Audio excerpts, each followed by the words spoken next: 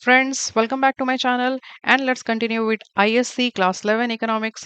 We are going to do lesson 2 or chapter 2 of economics today, which is basic concepts of economics. So once again, let me tell you the book which I am referring here is Frank ISC Economics. You can go through any book, whichever is being referred in your school. What matters is the content which should be as per the syllabus. So let's begin. As you can see on screen, it is chapter 2, which is basic concepts of economics.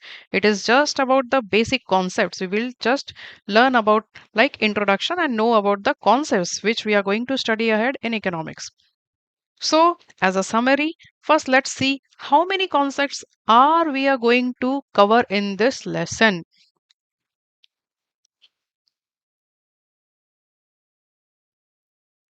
So, as you have seen over here, I have already written down the number of concepts which are going to be discussed in this chapter.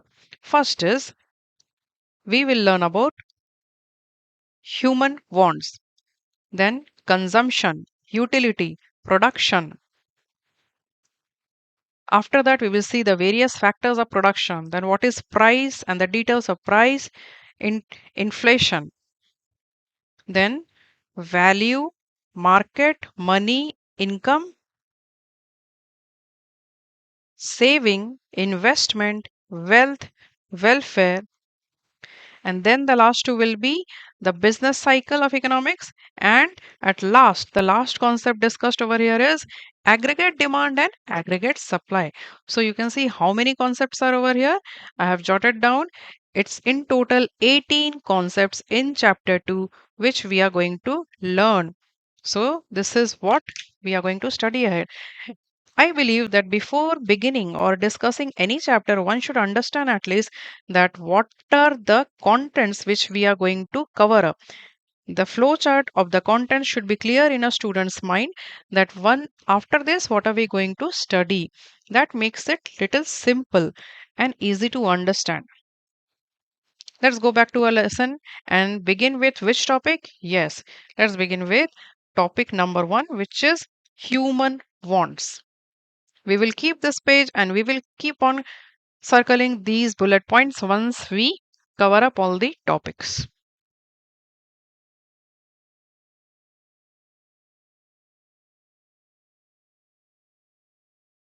First is human want. What is want? We all know that when we wish to have something, we want that yes, this particular thing should be ours, or I want to have that thing. Then it is just a wish or a desire of that person. That particular desire becomes human want in economics if it is only an effective desire. And what is effective desire? Let's see. Desire is the wish to just have something. But want, human want is the effective desire for a particular thing which can be satisfied by making an effort to acquire it. Let's see it. That what actually is human want in economics. Human want. As we have seen, it is the combination of what? Desire plus the effort to acquire it. Now, what is this effort to acquire it? This effort to acquire this desire is one person has to make effort for earning the material gains or non material gains in order to achieve this particular desire. If this combination is available, then only we say this is what? This is human want.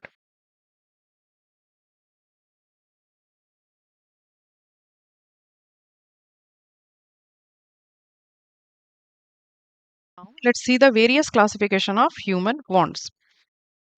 Let's see the chart over here. Human wants are classified majorly into two types, which one is primary and then the secondary. Primary are said to be the necessities, and secondary wants are further classified as comforts and luxuries. What is primary want? Primary wants refer to those goods and services which are necessary for the existence of human life and for the maintenance of human normal efficiency. Like, what are these things which are actually required for the survival? These are the food, clothing, shelter.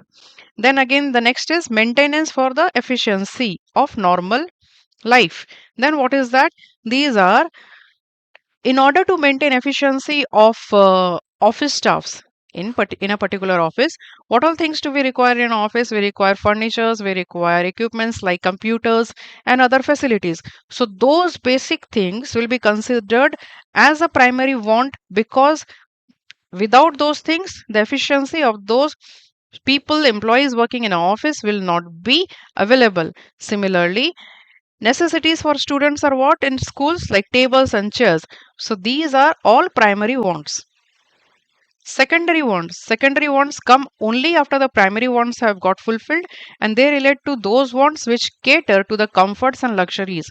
As we have seen, the secondary wants can be further classified into comforts. Now, what are comforts? Comforts are those which give you comfort and happiness.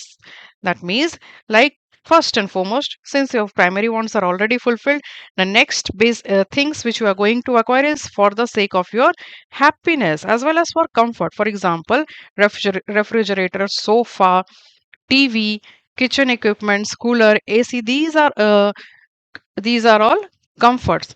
Then what are luxuries? Luxuries are those which a person possesses, and these are very expensive items which a person possesses usually to show the wealth and power. So, what's the definition? Wants for luxuries refer to the wants for those goods which are very expensive and which are meant to show wealth and power of a person. For example, costly houses, expensive jewelry, expensive cars, air conditioners are examples of luxuries. Please note, in previous example also in comforts I have said air conditioner, and over here again in luxury they have given air conditioner. So let me make it very clear that some goods can be classified as comforts as well as luxuries depending on the person who is using it. So in your question also, if you are just asked to mark whether this is comfort or luxuries, try to understand whether they have also mentioned it is being used by whom or not. An AC can be a comfort for a person who is at least middle class, above middle class of status. But AC can be luxury for lower middle class or lower segment of the people. So it's like that. A single product can be classified as comfort and luxuries. Sometimes it becomes little difficult to understand. So we have to see that who is actually using it in order to show it's his wealth and power. If it is just for the sake of comfort, without which you cannot be, able to sustain in the summer and all, then it is not a luxury at all. It is just a comfort. Features of wants. After we have seen the various classification, let's come to the features of wants. Wants are unlimited. That means once one want gets fulfilled, the other one automatically comes in, and they keep on multiplying. We have seen the example of student in a previous lesson, that a student will have a want of books, pens. Further, when fulfilled, the student will demand what? Bags, laptops, wristwatches, etc. We'll see all in detail in the notes. First, let's complete through the book. Then wants are what? Complementary. Complementary means one want comes along with the requirement of the other want. For example, the best example is of car and petrol. When we want a car, the petrol demand or the want for petrol automatically arises, because without it the car won't be working. So it is like a complementary demand. You have to uh, have the demand side by side to fulfill any particular one particular desire or want, or get one particular satisfaction. So it is said that they coexist. These particular wants coexist. Substitution of wants. So wants can be substituted also. So it's not like that one particular want can never be substituted by some other thing. It is, wants have the nature of being substituted also, and that's also because of the availability of the various goods and services. So we then come down for the substitution depending on various circumstances. Like if one wants to drink tea is not available. If coffee is available, one will substitute tea with coffee. So these kinds of things. So when we are thirsty, a thirst can be satisfied by cold drink or just by a glass of juice. So these are what? Substitution. Like complementary was coexisting, substitution is in place of the other. wants are competitive. How are wants competitive? Wants are competitive because with that particular amount of resource or money, you can purchase either of the commodities. You can go for fulfilling either of the wants. So how is it? Because then you have to see which is urgent, which is lesser required, like that. So over here, what is happening?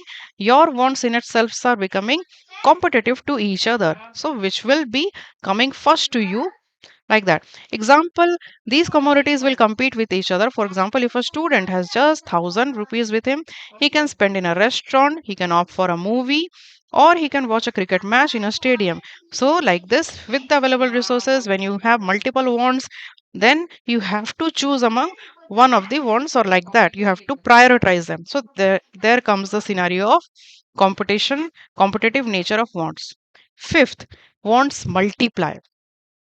In the first feature only, we have seen that wants are unlimited. So wants multiply. Yes, wants keep on multiplying. It's not that once you have bought books and pens for your school, your wants will stop. No, that same particular thing, same demand will again multiply in a better or a modified way. Like you have already bought the study material, the basic study materials of your school. Now what happens? That want will again increase to some other books, requirement of some other books, like some question banks, some other supporting study materials, like this. So wants keep on multiplying, multiplying, multiplying. And one of the major reasons for why wants keep on multiplying is the growth of human knowledge and science and technology. So why is this helping in multiplying human wants? Because with the development of knowledge, technology, and all this, new and new variants and various forms of goods and services have been produced.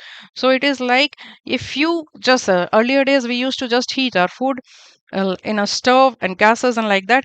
Now since the technology has improved, we also have the facility of microwave oven and all those things. So it's like that its wants are getting multiplied. We just are not satisfied with the stove in our home. We also want now a subsequent microwave oven, like this. Wants recur. Sixth feature is wants recur. What is recur? They keep on coming. It's like it's like repetitive in nature. So even if a want is getting satisfied, it's like it's getting satisfied temporarily. It's not that permanently this particular want has been satisfied and it will never come. But want has its basic feature of getting recur also.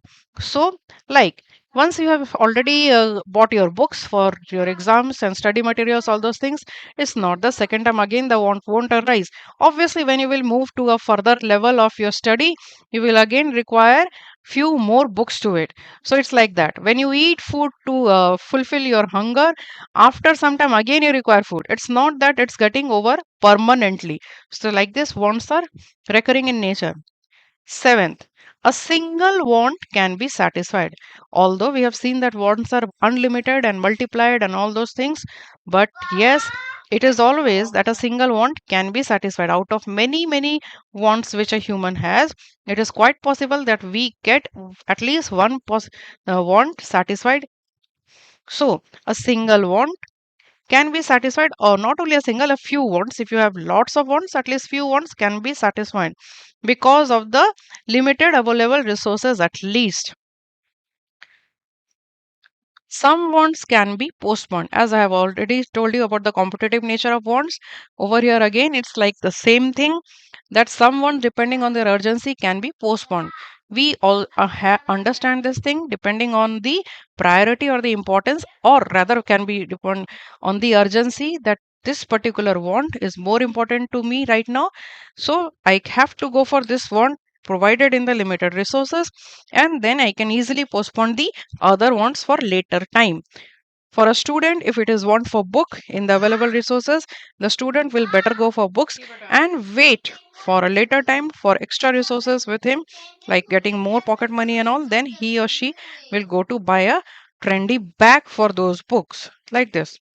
So priority given was first to the books and then to the bags. So bags can be postponed. The want for bag can be postponed for the time being. Wants differ in their urgency. So this is the nature or the feature of want, which is coming in almost all the features. Urgency. What is this? It is the intensity or the inbuilt requirement of that particular want at the current scenario in the given time or with the given resources. So we say it is about the change or the difference in the urgency of the various wants. Why this kind of urgency and all those things comes into picture? Because first of all, we all have limited resources. Secondly, it's a matter of time. For example, we have seen over here, it must be kept in mind that each person has its own scale of preference. Yes, urgency of one want for one particular person does not mean the same want will be of the equal urgency for the other person. One person may prefer cricket match over movie, while other person may prefer music or movie over cricket match. Like this. So it is depending from person to person, from time to time, depending mainly on the available resources and time. Last feature, wants remain ahead of availability of goods and services. What does this mean? That wants remain ahead of availability of goods and services. This says only and only when a person is having a want or there is a want for a particular thing. For example, let's say electronic vehicles nowadays. It is just because we, somewhere or the other, human beings, the consumers, we started feeling the want of that particular product, which is electronic vehicle. This can be due to many reasons. Okay, now let's just focus on the want. So electronic vehicle, we started feeling the want of this particular vehicle, but the availability of that electronic vehicle was available. No, it wasn't there. So that means what? What came first? First came the want of that electronic vehicle.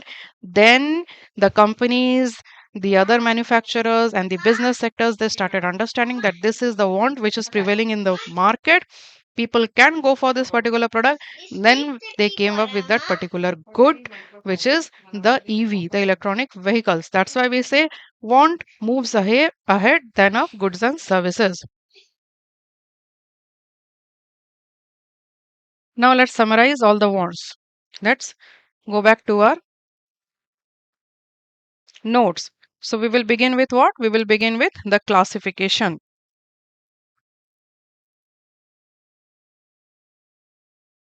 We have seen wants are classified, human wants are classified primarily into two categories. First is primary want, and the second one is secondary want. What were the primary wants? Primary wants were the basic necessities, cloth, shelter, food, and there were something else also. They were to maintain the efficiency, the normal efficiency. For example, employees will be given basic features of equipments, furnitures, etc. So these are for what? These are for maintaining the survival as well as for the primary wants are for maintaining survival as well as for maintaining the normal efficiency. Normal efficiency. Then let's come to secondary wants. What are secondary wants? Secondary wants can be classified further into two categories. What are the two categories? First is comfort. Second category is luxury. Now, how did we see what are comforts and what are luxuries? Well, comforts were only those which were related to happiness as well as comfort. Comfort means what? Like in winter, you will require heater, in summer, you will require coolers. So these are what? These will provide comfort. So these items are known as comfort wants, the want for these items. And these also give you happiness. But luxury are those where you show your wealth and status.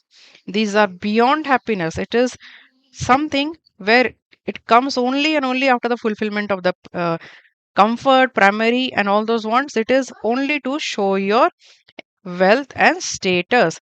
These are of very expensive items. Okay, so this was the classification. Now we have seen how many features of want? We have seen 10 features of wants. So what are the 10 features of wants? Wants are unlimited. I'm just noting down the keywords over here. Wants are unlimited. Okay. Then What were the features?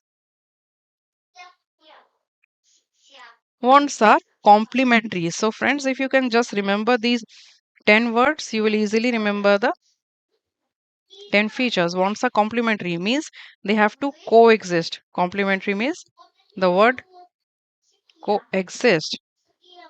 Once again. Then, what was it? The next word? Substitution. Wants can be substituted. Okay. Now, what is substituted? In place of. The word which you can remember is in place of other. Okay. So, like coexist was for complementary. This is for substitution, is for in place of. Then, other feature is competitive. Wants are competitive means we have several wants, but our wants in itself compete with each other, which want to be fulfilled and which want not to be fulfilled. Then we have what? They multiply. Wants keep on multiplying. It's not that we have satisfied one want, so they will not come again and they will increase in their forms and types. So wants multiply. Then sixth is wants recur. What is recur? They repeat. They again and again come after some time. Then we have seen the single want. What is this? Single want can be fulfilled. Single want can be fulfilled. It's not that none of the wants can be fulfilled. If we want, single or some of the wants can be fulfilled. Then we have seen that wants can be postponed. Why wants can be postponed? Because all the wants are not required at this time. They can be kept, some wants can be kept for future satisfaction also. Then the word was urgency. Why? All wants do not have the equal urgency, equal requirement. And at last we saw that wants move ahead of wants move ahead of availability. Let me prove this up. Wants move ahead of availability of goods and services. That means what?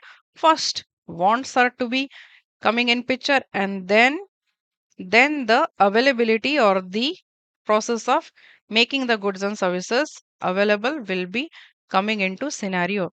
So these are the 10 features of wants. Okay. You can take the screenshot if you want, or you can directly refer from your book.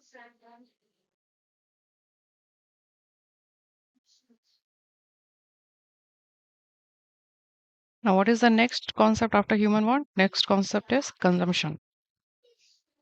So now we have to do what? Consumption. Let's see what is consumption. Consumption in economics is said to be the direct use of goods and services in satisfying human wants. We all know that when we eat, when we uh, have something, when we use that thing, then we call it as consumption of that particular good or services. Like when we have our foods, that is consumption of that food. When we use the refrigerator, that is again a consumption. So basically, consumption is the direct use of goods and services to satisfy any particular human want. So, this is the definition of consumption. And the people who consume those things, they are known as consumers. Anyone who consumes goods and services to satisfy his or her wants is known as consumers. So, who are consumers? The people who are actually consuming the goods and services to satisfy human wants are known as consumers. One of the aspects of consumption is sustainable consumption. What is sustainable consumption? How can we sustain something? So, what are we talking about over here is about our natural resources, about our environment. Let's see. Sustainable consumption is the consumption of goods and services. Since it is consumption, so definitely it's again a consumption of goods and services which meets needs of people. But along with that, it also does what? It improves the quality of the life. without having an adverse impact on the environment and needs of the future generation. So, what it basically means that in order to satisfy or to consume the current goods and services, we the consumption should be in such a pattern that the future consumption of the future generations should not be adversely affected. This basically means the depletion or the overutilization beyond the requirement utilization of the natural resources for fulfilling the goods and services requirement at the current time. It's no These things has to be avoided so as to maintain the balanced environments for the future generations also. Even the future generation should be able to have in a position to satisfy their goods and requirement of goods and services just the way we are able to do that with the current resources. It shouldn't be depleted, it shouldn't jeopardize the environment. To achieve this objective, now to achieve this sustainable consumption, what has to be done to achieve this objective? Such goods and services should be used which minimize the use of natural resources. Now, the points that what shall we do to do sustainable consumption is we have to use those kind of resources which goods and services which require the minimum use of natural resources. Like we can use instead of using rubber, plastic, and all those things, we can use the things which are made from natural resources and again, like which can be recycled. So, at least our balance will be maintained. Second, improve the efficiency of the resources and emission of improve the efficiency of the resources and reduce environmental damages. That like the way I said about using the paper and the recyclable products, it should be used like that so that the damages should be again reduced. Third, what should we do? Pollution and emission of waste, so that we have to reduce what again pollutions and emissions of the waste so that the interest of the future generations is not jeopardized. So these are the few points which if we keep in mind, we can do what sustainable consumption. Now let's see the significance of consumption. How many significance have been given over here? They have given five significance. What is this significance of consumption mean? The act of, yeah, using goods and services to satisfy our wants. What does that have significance? So this act of consumption has almost five significance as given aware of. First is that this is the primary motive of all economic activities. Obviously, if we do not have the wants, if we do not want to satisfy the wants, then from wherein the wherein other economic activities like production, exchange, distribution will come into scene. It's only and only that we need to do consumption, which is the primary motive. That's the reason which gives up to the other economic activities. Second, consumption is the end purpose of all economic activities. That means this is the objective for which we do all other rest of economic activities, production, distribution, and exchange, growth, and all these things. The main purpose or the final purpose is to consume so that we earn our living in such a way, we earn things in such a way that we can acquire those goods and services finally to do what? Finally to consume to satisfy our wants. So, this is the end purpose. Consumption is the index of standard of living. Level of consumption determines the types of goods and services which are being consumed by the economy, and thus that also defines what gives you the idea of the standard of living of the people. Lower standard, middle, medium standard, or higher standard of living. This kind of determination can be done by going through the consumption pattern or understanding what kind of goods and services are being consumed by the people. Level of consumption gives the standard of living of the people. Higher the consumption, we would say that higher is the better is the standard of living. Lower the consumption is lower is the standard of living of the people. Fourth, consumption is the basis of economic welfare. How can we say that consumption is the basic of economic welfare? Because it refers to what? It refers to the total satisfaction obtained from consuming those economic goods and services. Over here, The more the satisfaction, the more happy is the society, the more growth is in the society, and therefore the economic welfare is also in the better side. So we can say that the larger the consumption of goods and services, larger is the economic welfare. Last, consumption is the major determinant of employment. How employment is determined? It has various factors. So one of the major determinant of employment is the consumption. The more the consumption level, the more the requirement of goods and services, and therefore the more requirement of employment arises in the economy. Aggregate demand depends largely on the total consumption. Therefore, higher the demand side, higher, obviously higher, because of higher consumption requirement, higher is the aggregate demand, and thus this gives rise to total increase in the employment level. Now let's see the points of it.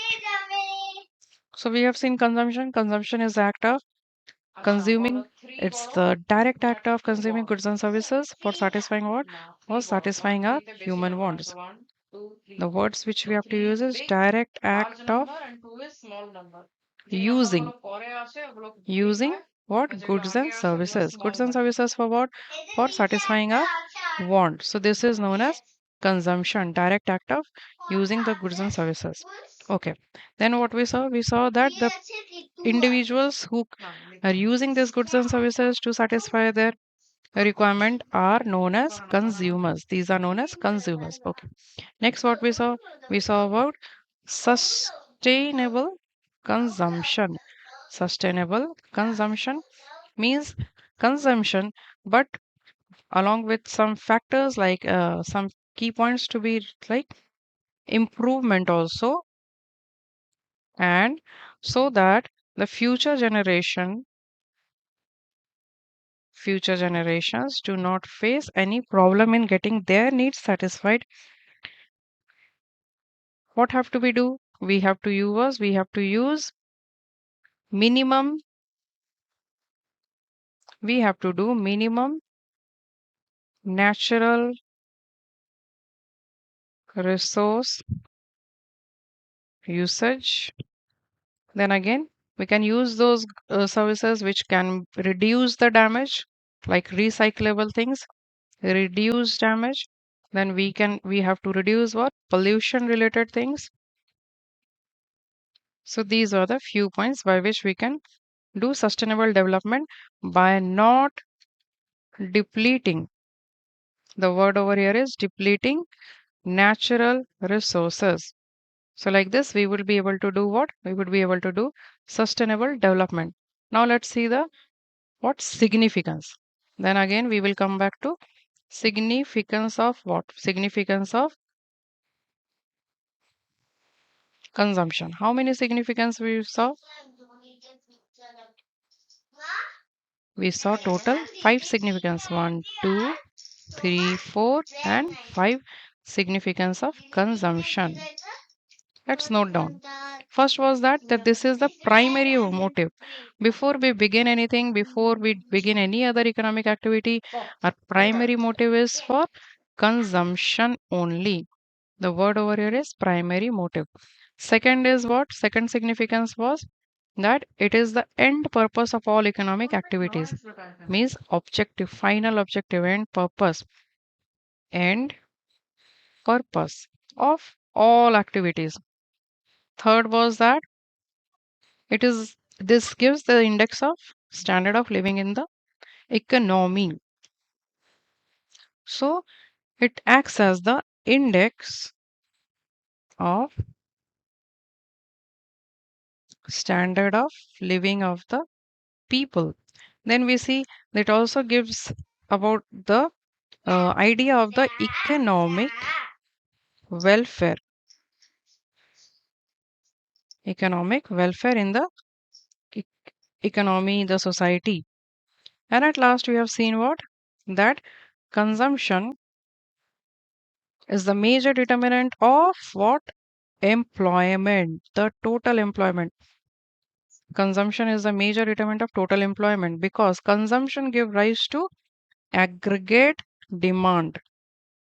Aggregate demand is one of the determinants of employment in the economy. So these were the 5 significance of consumption.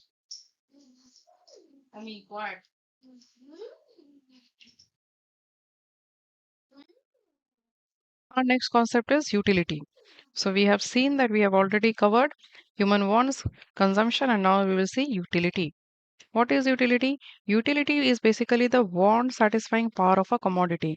Any commodity, how much satisfaction we get from that particular commodity is known as utility. We have to understand this in detail. Utility is the ability of a good to satisfy a want.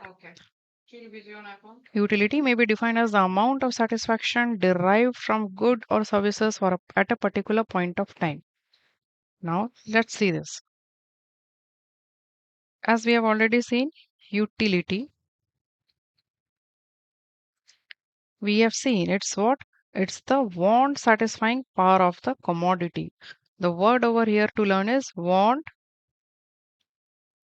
satisfying power. Please do not forget this. This will help you in completing the definition or meaning of the word utility.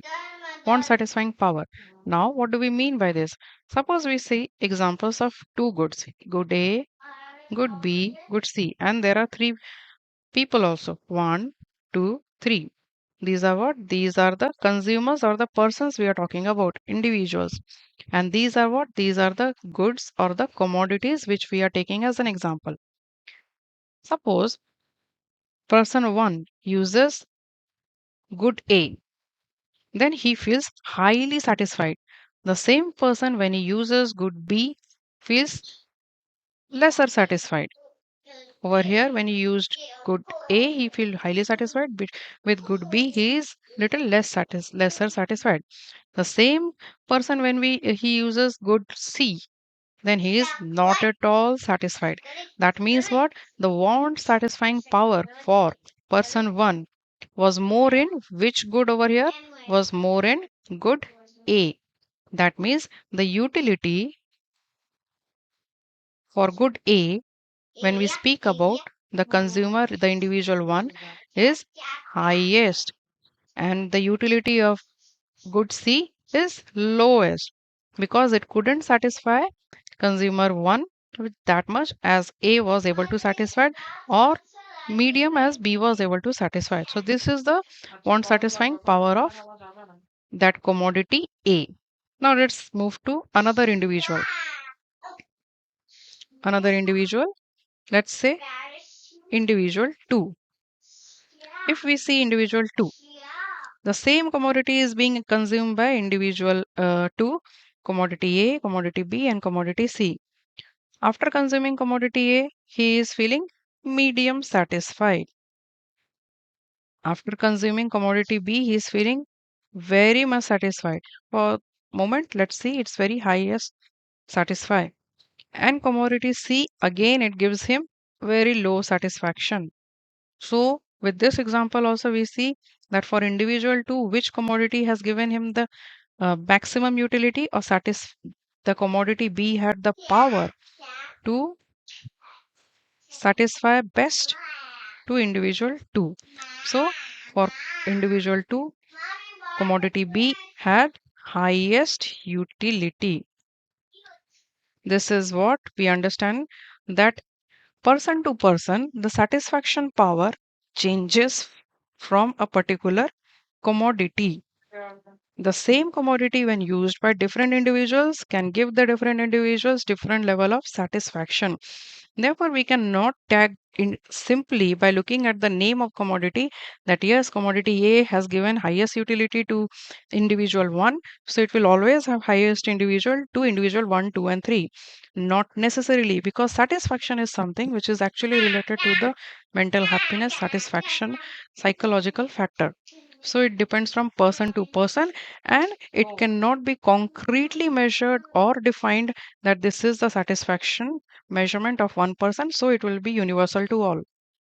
This is utility. Now let's come back to our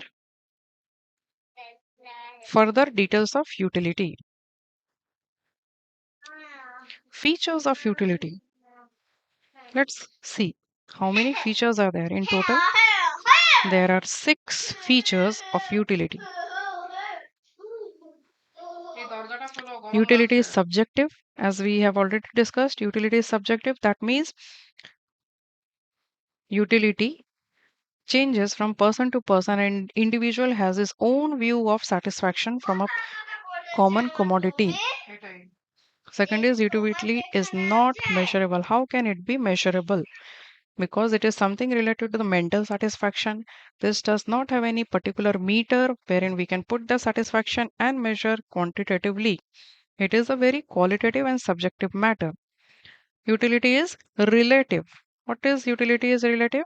There is no absolute, but utility is not absolute that yes, this is utility power 10 and this has to be 10 for all the consumers from this particular good. No. What this means is utility is relative in person's need. When the person is in dire need of something, that then that particular commodity will have higher utility. The same commodity when the person is in not dire need will not have higher utility. We'll see that in examples later when we jot down all the points. Utility is different from usefulness.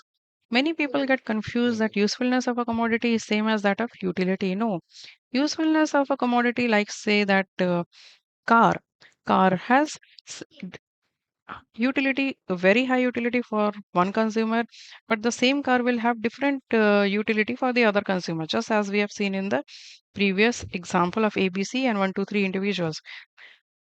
Does that mean that the usefulness of cars has changed from consumer 1 to consumer 2? No, the usefulness of the car remains same, but utility, that means the satisfaction power of that car, will differ from person to person depending on its requirement.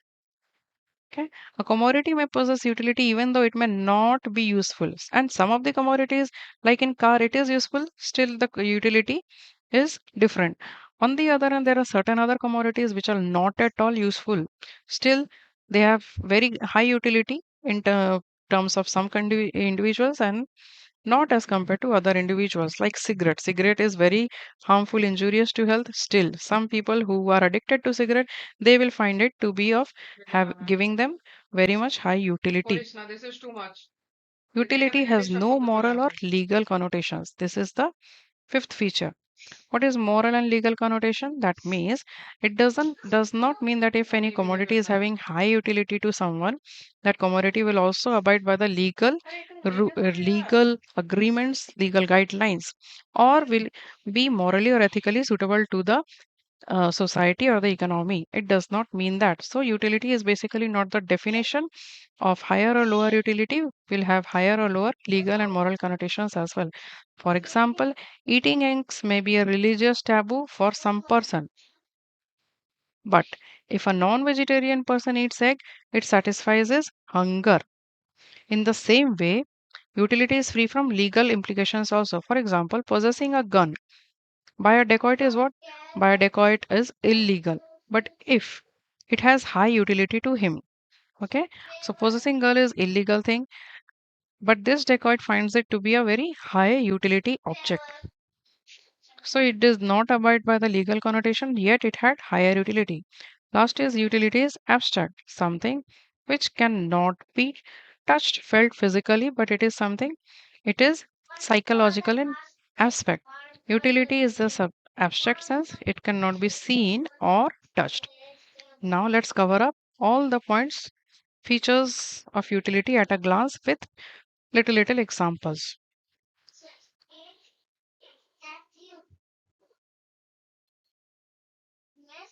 Features of what we are going to see? Features of utility. Let's see the first feature. First feature was what? Utility is subjective. Suppose a student, a student, you are the student over here, you student A, and right now you need what? You need books. Because you have joined a new session, you need new books for your class. Then again, a second student who has also joined the same class, he is also new to the new curriculum. He also requires books to begin his studies. A set of new books which will have higher utility may be for you might not have as much higher utility for that second student. Why is it so? It might be having lower utility these set of books. Why? Because he is already having some, he has already gathered books from some of the other seniors, and now he feels that availing these new set of books will not give him that much of satisfaction if he can easily get other books which he will be getting from his previous seniors or other people. So you can see that this particular commodity new books has higher utility for him, but this particular commodity new books will have lower utility if this B consumes, because already he had some of the materials ready for him. So the urgency for or the requirement was not at peak for new books to student B. So this is what is subjective in matter. Same commodity will have different utility to different person. It does not mean universally that a new session, new curriculum, new books will have same utility to all the students. Some students might find it lesser important because they might already have the similar books with them. So this is very subjective in nature. Second feature, utility is not measurable. How can we measure utility? How do we say it? From that time, I'm keep saying that it is high utility, low utility. You must have visited, friends. All of you must have visited online stores, physical stores, wherever, or you must have availed various services anywhere. Say it flight or teaching services, beginning from this particular teaching service to anywhere where you are asked to give your what feedback. This is just an example. Feedback, or even they tell you to submit your review. But what do they say? You have to give either stars or you have to give the rating like this from 1 to say 10. So it can be for the basis of service or for the good which you have already consumed. Now, same service, same good consumed by different people is not necessarily meaning that the same product will have equal satisfaction for all. Suppose consumer A consumed commodity X. After consuming commodity X, consumer A rated the commodity as 5. That means commodity X was only able to give him how much satisfaction from a scale where 1 was low and 10 was high. So he was able to rate him. He rated it as 5. That means it was somewhere in the middle. It gave him so satisfaction. The same commodity X, when consumed by consumer B, he rated it as 10. So he rated that the same commodity gave him a very or the highest level of satisfaction which was available in the rating scale. What do we see over here? That we are understanding what is utility, whether it is low or high or medium, but yet we are not able to measure it. Are we able to measure it? That this is the unit of utility? No, we have just understood our utility, our satisfaction level, and we have been able to at least put them in certain scores over here. Similarly, this 1, 2, 3, 4 can be like giving stars. In some places, you are asked to put stars 1, 2, 3, 4, 5 stars. If you are highly satisfied, give 5 stars, 2 stars, 3 stars, like this.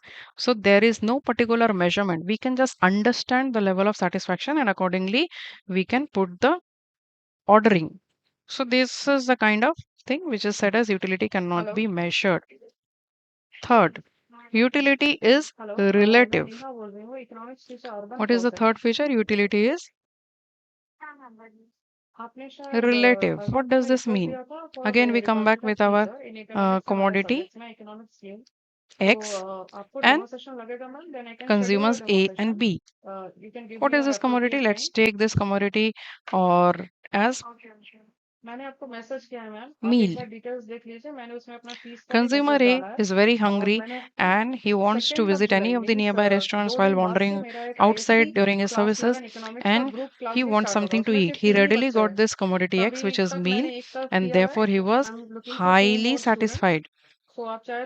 So, what is this? His utility was very high. Consumer B was not that much hungry, but yet he just visited one of the restaurants while wandering for his services, job purposes. He, instead of having little snacks or something, he also went for this commodity X, which is meal. Over here, he also had some meal. But since his hunger level was not that much, as we have seen in consumer A. He just ate the meal and then he rated it as to be a, thought that this meal was of so satisfaction level, medium satisfaction level. Why this happened? Because the need for this particular commodity, which is food over here, which is meal over here, the need of this material was more for A because he was highly hungry. He was very, very much hungry. But B was not that much hungry. So obviously, after having this meal at this particular moment when he was urgently in need of this, his utility seemed to be very high. And then commodity B also had, but then commodity B's hunger was not that high. Therefore, after consuming meal, he felt medium level satisfied with that meal. So this is what subjective. It depends on the requirement or the timing at which the commodity is being consumed. Like that, same commodity will be relative, having relative utility, high, low, medium, same commodity for different people. It is basically on the time. Only not on this B. Suppose the same consumer A. Now what is relative? Now let's see same consumer and same commodity. Same consumer and same commodity. Consumer A gave highest utility level to meal when he was very hungry during lunch and he had this. Next day again when he was passing by the same restaurant, but then today already he had some little snacks as in his hunger level was not that high. So it was day one when he gave it to be a very highest satisfaction level. Day two, his hunger was not that much, but it was lunchtime. He entered and he had that meal. So again, he gave what he felt only medium satisfied because his need was not of that high level. Second day, the same consumer with the same commodity also will have different utility depending on its need. Now let's see the other feature. Utility is different from usefulness.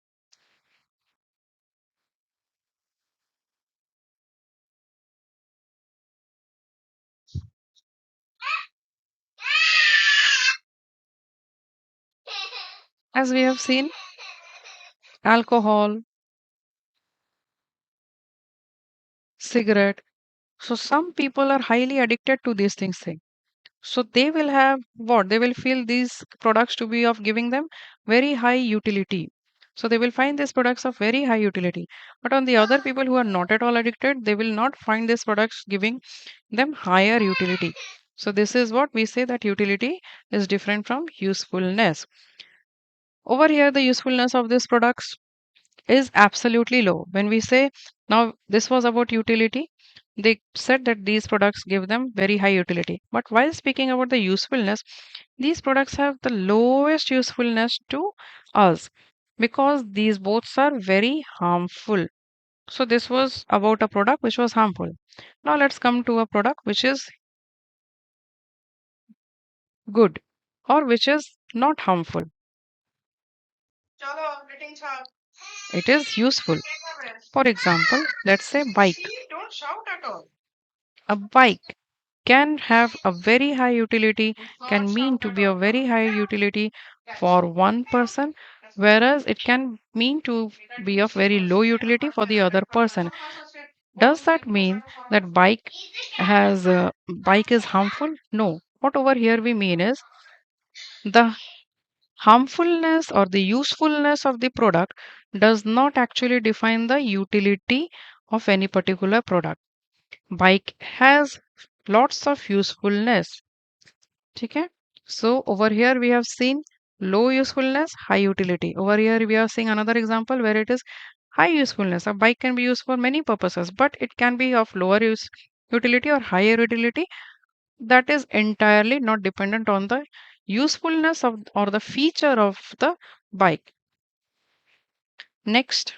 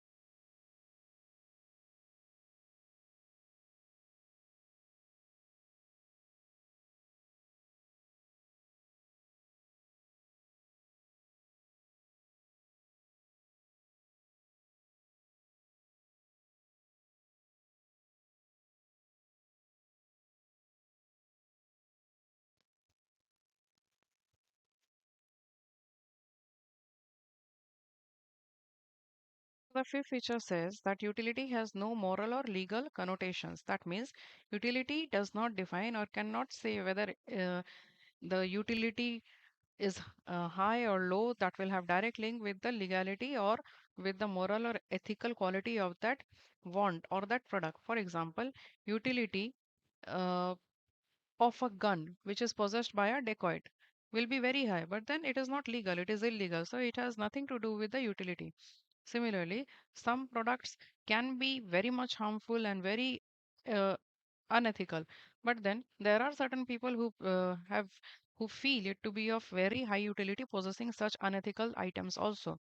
Therefore it is said it is neutral. Utility is neutral between good and bad, between useful and harmful. Sixth feature is utility is abstract. What does this word abstract mean? That means we cannot see or touch, but we can only feel. Therefore, I said in the beginning when it was said that utility is subjective, that utility is something which has nothing to do with any proper measurement or because it depends on the mental satisfaction and which is highly different from individual to individual. So the fifth one is utility has no moral or legal connotations. Means we cannot say by looking at the utility whether this is morally ethically correct or not. Last is utility is abstract, totally qualitative. It is just a psychological or the mental description. It is nothing to see and touch. Now let's move to the two concepts of utility, which is total utility and marginal utility. Now, before moving to the definition, I would like to give one example over here for total and marginal utility.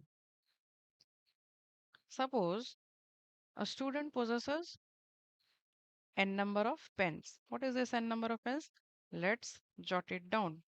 Let's say he has 1, 2, 3, 4, and 5 pens. Single utility, how I will say whether how much utility is giving? Let's say by rating, if I say that its product has given 1, this has given 3, this is 4, this has given 6, and the last one has given 7. So how much utility each pen is giving to the individual, to the student is 1, 2, 4, 6, and 7 respectively. Now, if I want to say, tell me the total utility given by all the pens. Here comes the concept of total utility.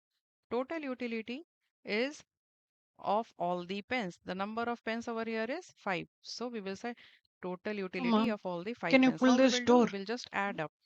Total Can you utility, close let's this now door? add 1 over here, This then door. 1 plus Oh, 2, which is equal to 3, then 3 plus next utility is 4, which is equal to 7, then 7 plus 6, 13, and 13, and last 7 again, which gives you 20. That means total utility received by all the 5 pens is 20, because sum total of all the utility comes out to be 20 over here. Next concept is about the marginal utility. Then what is marginal utility? Marginal utility is the utility one after consuming additional 1 unit of the commodity. What does this mean? Suppose this is the consumption of how many units of pen? 1. I consume this pen 1 units and I got the marginal utility 1. Second unit when I consumed, I got the total utility of 3.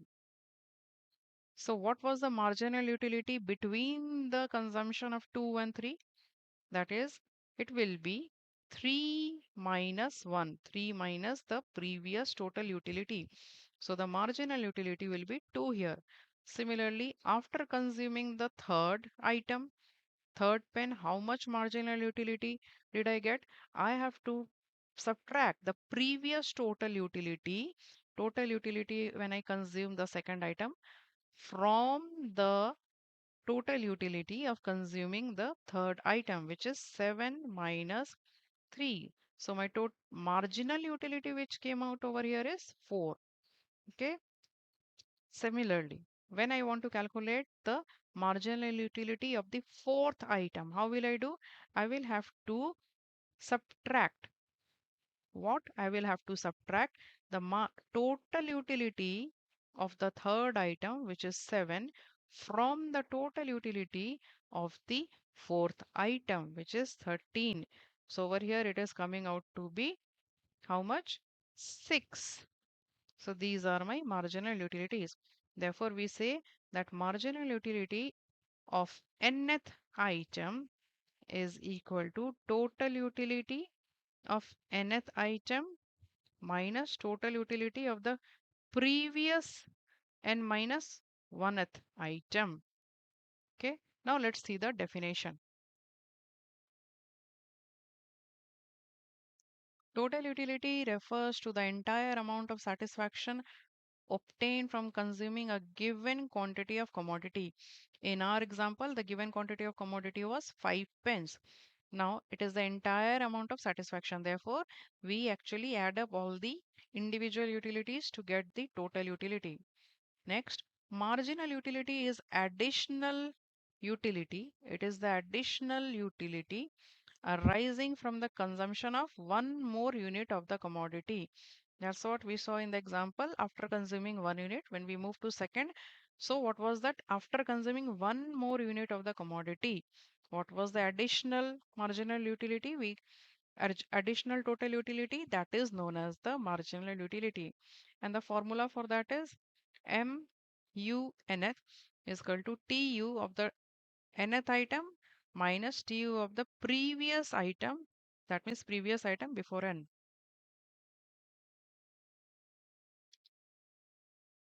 Example they have given over here. Units of mangoes 1, 2, 3, 4, 5, 0, 1, 2, 3, 4, 5, 6. Total utility they have already given you over here. They have calculated and given you the total utility. Now it's simpler to calculate the marginal utility, and they have given the units as utils. It is again a unit which is imaginary unit. So it is utils. So if I say the what was the total utility, marginal utility of nth means, let's say the item 2 over here. So what will be as per the formula? It will be like TU nth, which is TU nth minus TU n minus 1. What is TU nth minus 1? 2 minus 1 is 1. So minus TU of the first item, which is 10 over here. And therefore it comes out to be,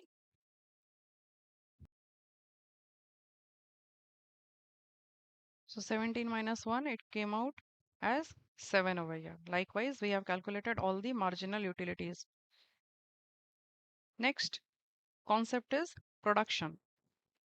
So we have covered human wants, consumption, utility, and now we will cover what? We will cover production. So thus, what is production? Production is basically the act of making goods and services. That means from transforming raw materials to the final goods.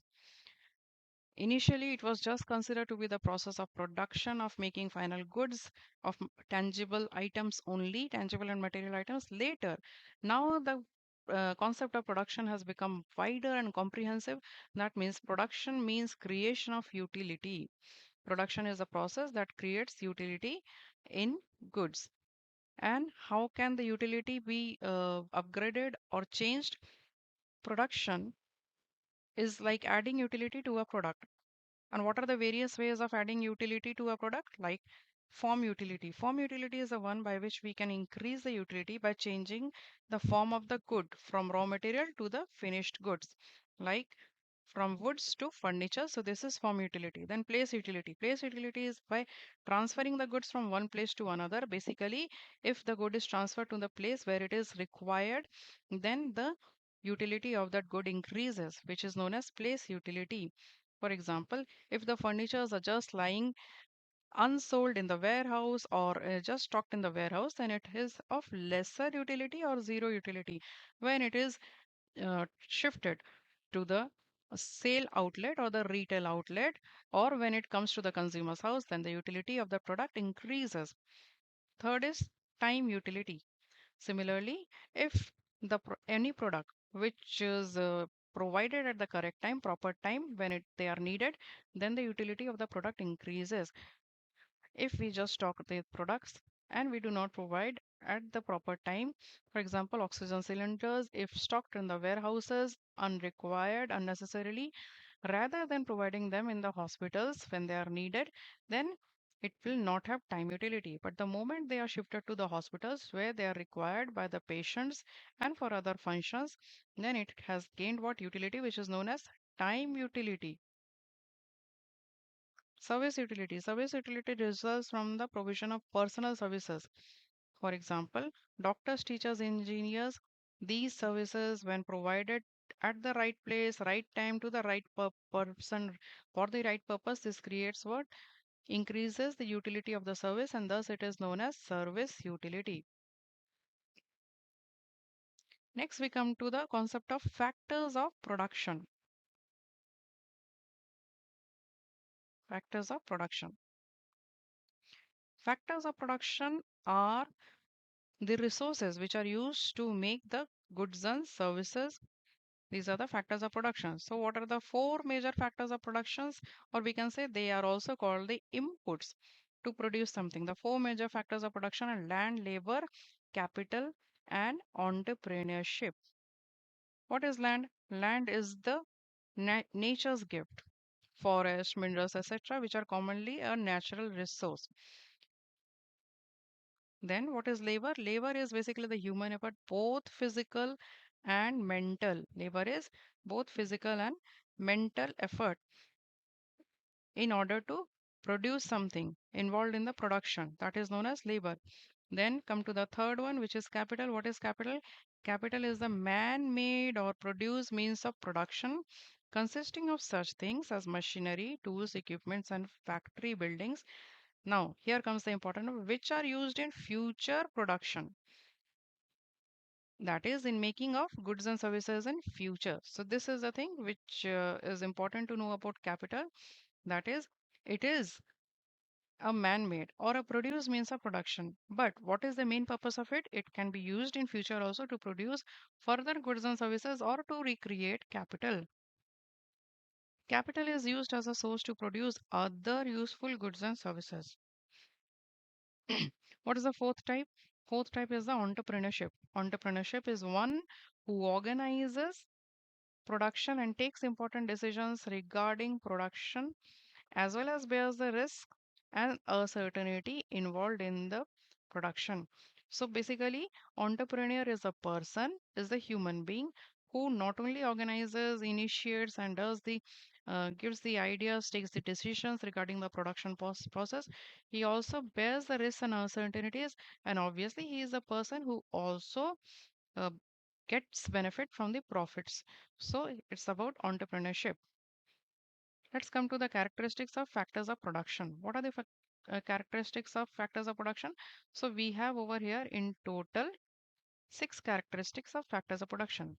There is cooperation among the factors of production.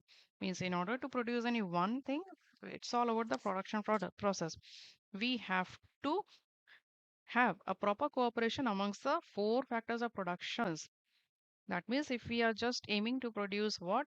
We are just aiming to produce automobiles. So there will be other fact, not only one single factor of production like labor or capital or entrepreneurship. It will be proper cooperation amongst all the factors of production. Factors of production can be combined in different ways. So there is not any strict defined way that only like 25%, 25%, 25% of each of them has to be combined for any production purpose. They can be combined in any of the required way as per the product or as per the production requirement. For example, production of handloom cloth requires a larger quantity of labor and simple machines like handloom. While if I just change the production process and like in the modern textile mills, the larger quantity will be automatically produced not by the labor, but then it will be changed by the machinery. So like this, it can be uh, factors of production can be combined in various combinations. Third feature or third characteristics of factors of production. Factor services contribute to the production. Factor services just contribute. They what? They help. They themselves do not get changed to the final goods and services. Laborers help in production by using the skills and knowledge. Fourth, factors of productions have physical existence. All the factors of production, land, labor, capital, and entrepreneurship, all have physical existence. Land and capital, physical assets, agricultural, forests, machineries, everything are factors of productions, and they all have physical existence. Demand for factors of production is a derived demand. What is derived demand? Derived demand is a demand getting uh, originated from the demand of some other primary or some other main demand. That is known as derived demand. So why we are saying that as factors of production have a derived demand? Obviously, if we are just talking about automobiles like cars, the factor of production's demand will only be more if the demand of car is more. That's why we say, because until and unless the demand of car is more, we will definitely not require the other factors for the production, because then the production in itself will be low. So the factors which will be producing them, by default their production, their demands will also be less. Last is, factors of production differ in the degree of mobility. What is degree of mobility? How each can be moved. Degree of mobility. Like land has the least degree of mobility because we can hardly move land. Mobility refers to the ease with which a factor can be moved from one employment to another employment or from one place to another place. Labor and entrepreneurs are more mobile as compared to land and capital.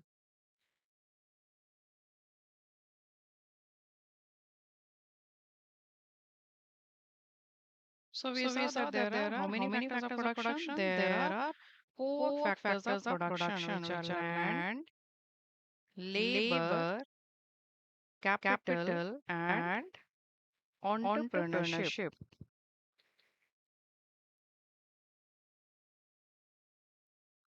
which which is the is the natural natural resource. resource. Now Now let's let's jot on jot few on few points. points. Land is Land is the the natural natural resource. resource. And And as we as we saw the saw the mobility, mobility, this this has has no no mobility mobility or or least least mobility. mobility. Whereas Whereas this this has has high high mobility. mobility. Again, Again, entrepreneurship entrepreneurship also also has has high high mobility. mobility.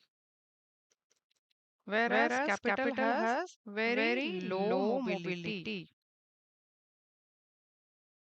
So So these are these the are the four four factors of factors of production production which we which we just just saw. saw. Let's move Let's on move to on the to the next next concept, concept, which which is, is, let's let's see, see, price. price. Now Now we will we will see see price. price.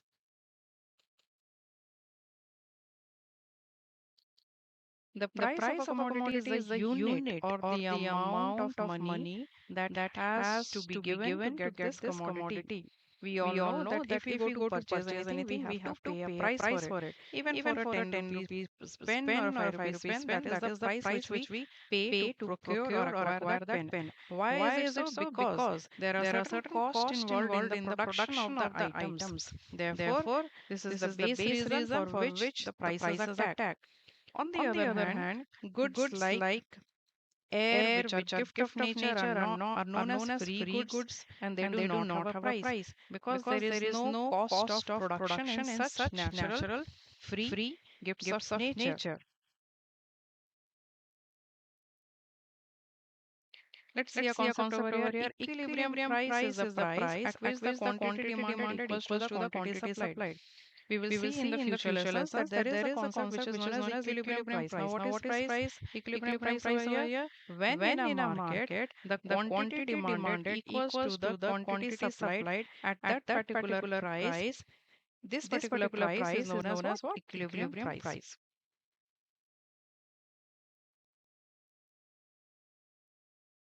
Then Then next next concept concept over over here here in in price in price in itself is itself is general general price price level. level. We have We have just seen just seen price, but price, what but what is is general general price price level? level? It It is the is the average average level of level of prices of prices of all all goods and goods and services. services. Note over Note here, over here, average average level of level of prices prices of of all all goods and goods and services services produced produced where? where? Produced Produced in the in the economy. economy. And And In order to understand the general price level, there are two important concepts. One is inflation, and the opposite of inflation is called deflation. So, what is inflation? So, this is our next concept which we are going to cover, which is inflation. So, we have already completed seven concepts. This is the eighth one. Inflation is basically as is defined as the process of persistent and appreciable rise in the general price level. We have just seen the general price level, and if the general price level is persistently and in an appreciable way rising, then it is known as inflation. We have to note some important points about inflation. That what situation of price rise, general price rise can be termed as inflation. Like the process of rising price, it should be a process of rising price and not just a single state of price rise. This is the first. Second, the situation should be appreciable and considerable. Like it cannot be just from 1 to 1.1 or 1 to 1.5 and 2. It should be a significant rise in general price level. It is not only when the prices rise becomes excessive and unhealthy that it is regarded inflationary in character. No, that is what you have said. A modest rise in the price level, say between 1 and 2% per annum, is not considered as inflationary rise. That means appreciable and considerable, it has to be significant. Third, rise in price should be prolonged in order to be called as inflation. That means it has to be over a certain long period of time. It cannot be just a spike in the rise general price level at a very short duration. Last, inflation is measured in terms of increase in the price level, and it can be measured either in consumer price index method or by wholesale price index method. So shall we note down the important points of inflation? Okay. So what did we see? We saw inflation. And what are the four things which we have to remember about the inflation are? It has to be a process of price rise. Process of rise in price. It cannot be just spike in the price. Then it has to be what? It has to be appreciable and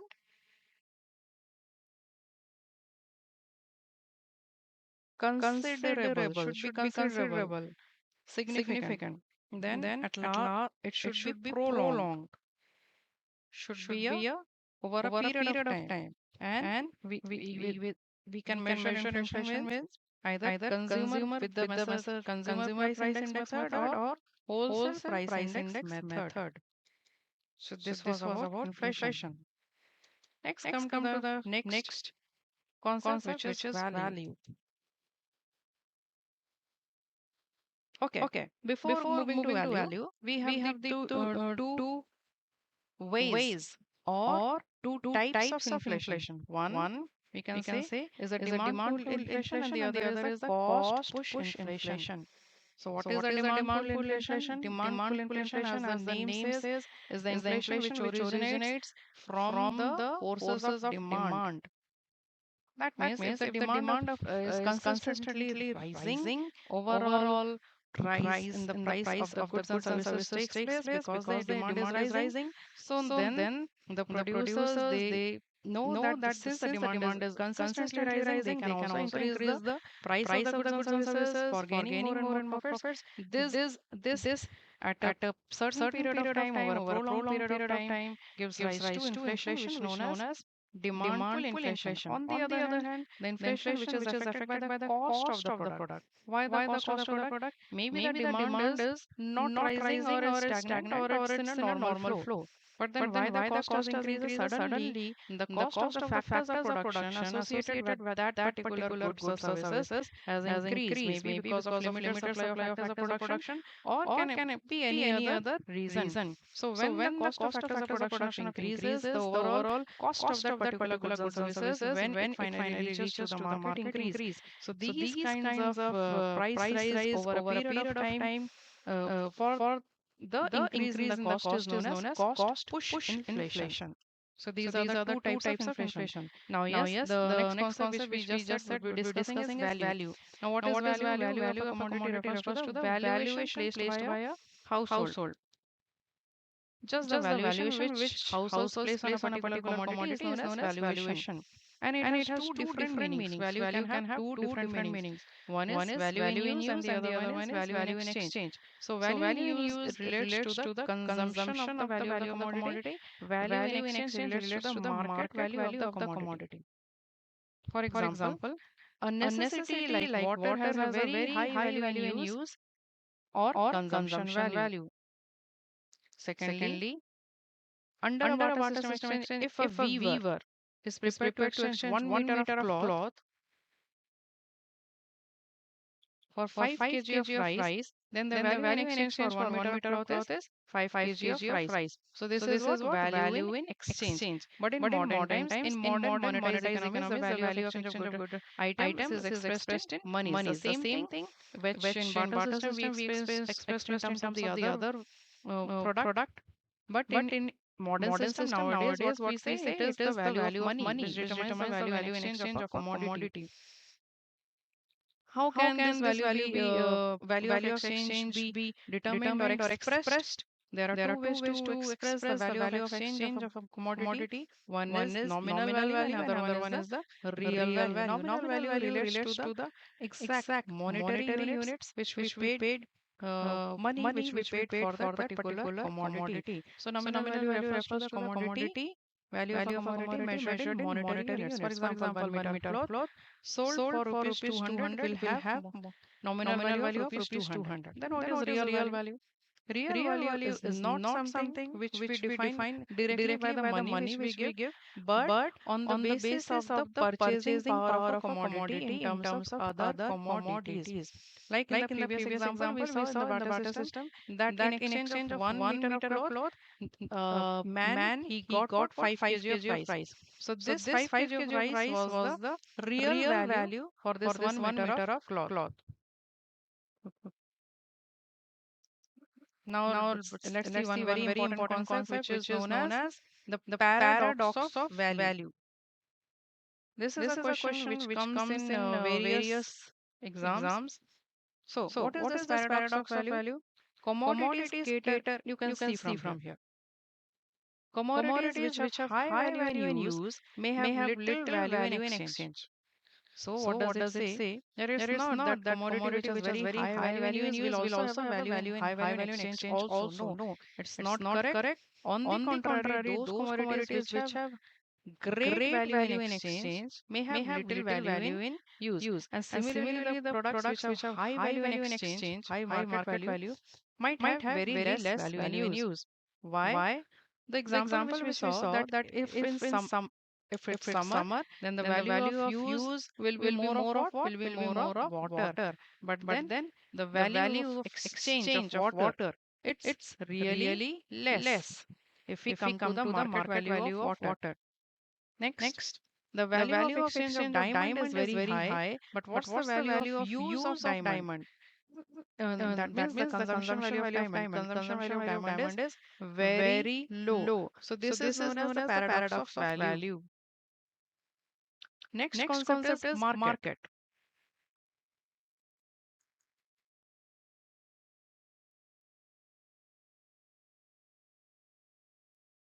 After saying value, price and all, now let's see what is market. Market is basically a place where we strike a deal. It can be physical or a virtual place. Okay. Market means a system or a setup in which a buyers and sellers of a commodity are able to interact. Who are able to interact? The buyers and sellers of a commodity or a service able to interact and communicate with each other and strike a deal about the price and the quantity to be bought and sold. So basically, it's a place or a system which can be a physical place or a virtual place where buyers and sellers come up with their products. They strike a deal of the price, which is to be paid by the buyer and received by the seller for that particular goods and services. There are two distinguishing facts about the market. A market need not be located in a particular place. It's not that a market has to be a geographical area, and it has to be restricted to one place only, to one location. And it can be either small, it can be large. It depends upon the place or the system where the buyers and sellers actually decide to meet. So it may be a small market or a local market or a large, etc. Buyers or sellers needs not have a personal contact with each other. That means it's not that they have to come and meet physically for each and every deal. They can strike a transaction over virtual platforms also.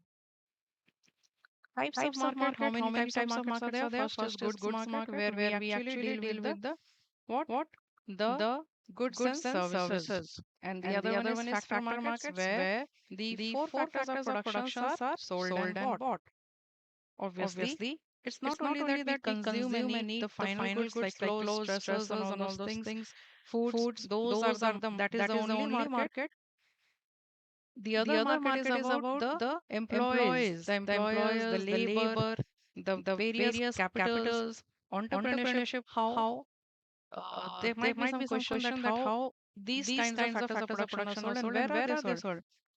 See, if a company hires employees for its processing purpose, a company can just not sit within the infrastructure building and the work will be done. It needs what? It needs staff. It needs employees, labor. So when it hires from open market, from the household sector, from everybody, from where people apply and get the job. So this is what a type of market where the company is hiring what? Factors of production, which is labor over here.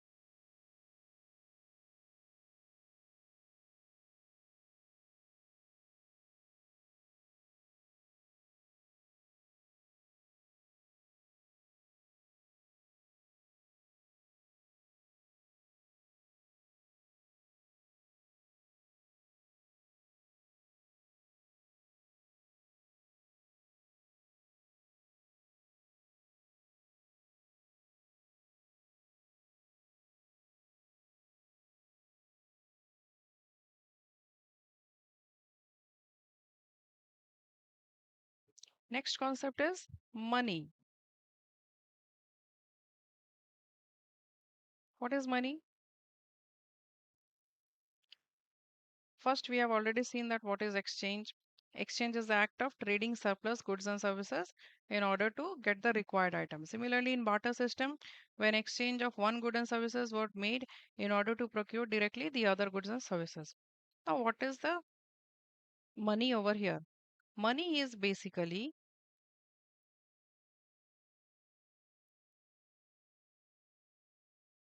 economy is using money as a system of exchange of carrying out various types of economic transactions is known as money economy. So this is about the money. But what is money? Money is basically the tools or the instrument of exchanging the goods and services in economy. So basically money is the instrument or the tool by which we exchange the goods and services in the modern economy. Anything that is generally now another definition can be given by Crowther is anything that is generally acceptable as a means of exchange and at the same time acts as the measure and store value is also known as money. Presently, how many types of money we have? We have two types of money. One is the currency. Currency is basically the notes and the paper money. For example, in India it is rupees, USA it is dollar. Other one is what? The second one is deposit money or the bank money. What is deposit money or the bank money? It is the deposits held with the bank and which can be withdrawn with the help of what? The which instrument? Widely used instrument is check. I mean, you can go present check and get your money in exchange. Income. What is income? Now let's see the 12th concept. Okay, before that, let's see what was money.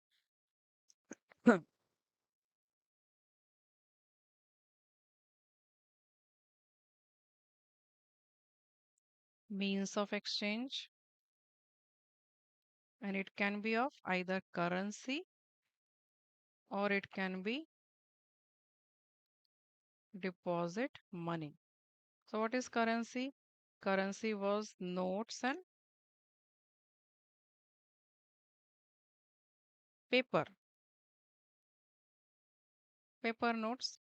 Okay, and deposit money is the deposits with the banks, which you can withdraw with the help of instrument checks.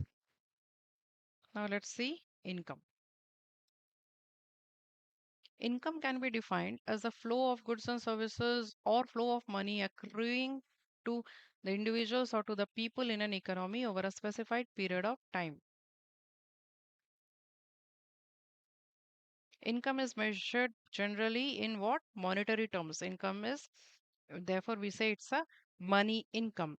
The factor income is the income earned by the individuals largely selling by his factor services and to the firms. So these are the different words which we will be seeing. Now, what is national income? National income is the value of the final goods and services produced by domestically owned factors of production during a given period of time. This is known as national income. Let's see some of the important points of the definition of national income. It says that national income is measured in what? Monetary terms. We cannot just say national income in terms of any other unit. It has to be measured in money value only. National income is the value, reflects the value of what? Final goods and services. It is not the value of the intermediate goods or services, it is just the value of final goods and services. Third, national income is a flow concept. It is not a stock concept. That means it is expressed over a particular period of time. Over a particular period of time. Therefore, we say the example over here is 2022-23 estimated national income was this much. This is the period of time from financial year 2022 to 23. It's not just as on. So we say national income is a flow concept. We will see this in future chapters. National income is the sum equal to what? It is the GDP. GDP is the final goods and services produced plus adding the net factor income from abroad. Means factor income Received from abroad minus the factor income paid from abroad. We will discuss this in chapter 7. Now, what is per capita income? Per capita income has the formula of total national income. That means national income divided by the total population will give you the per capita income.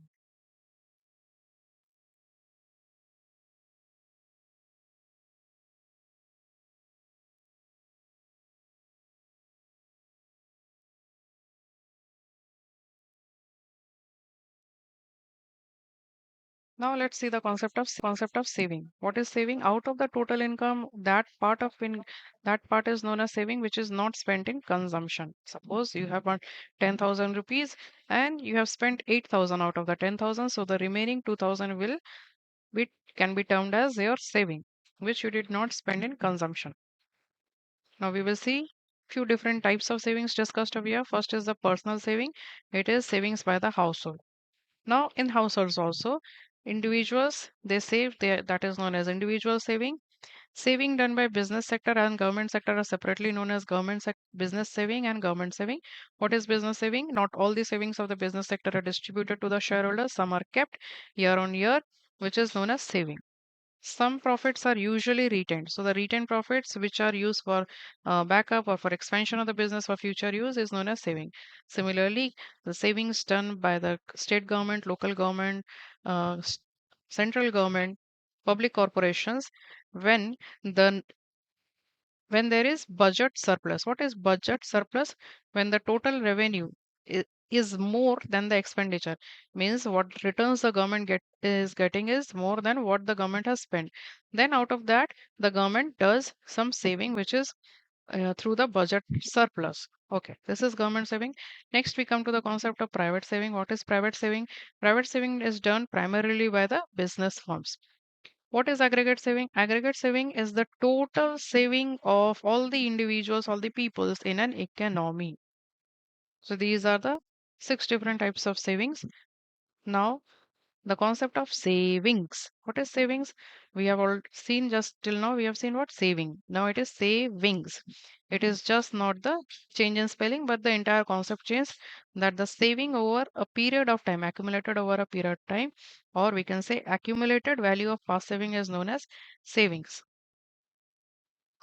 See, as we have discussed, so there are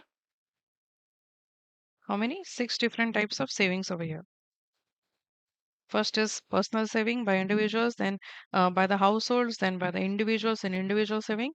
So basically, from the household savings, we get the individual savings also. And then it is by the business firms, this is by the government organizations, and private saving. Private saving is what? By the individuals, by the business firms, and also it includes the household savings. So this is private saving. Aggregate saving is the total saving of all the people of the economy. Okay, this is what? This is aggregate saving. Yes, now we have seen another concept over here, which is savings. So what did we see in savings over here? Let's understand it properly.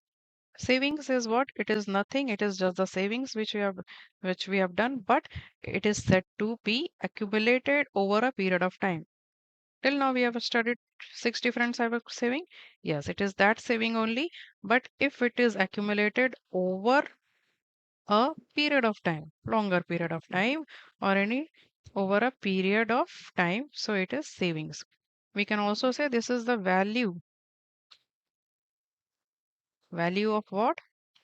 Past accumulated saving. Then it becomes savings. Okay. So this is the concept of saving.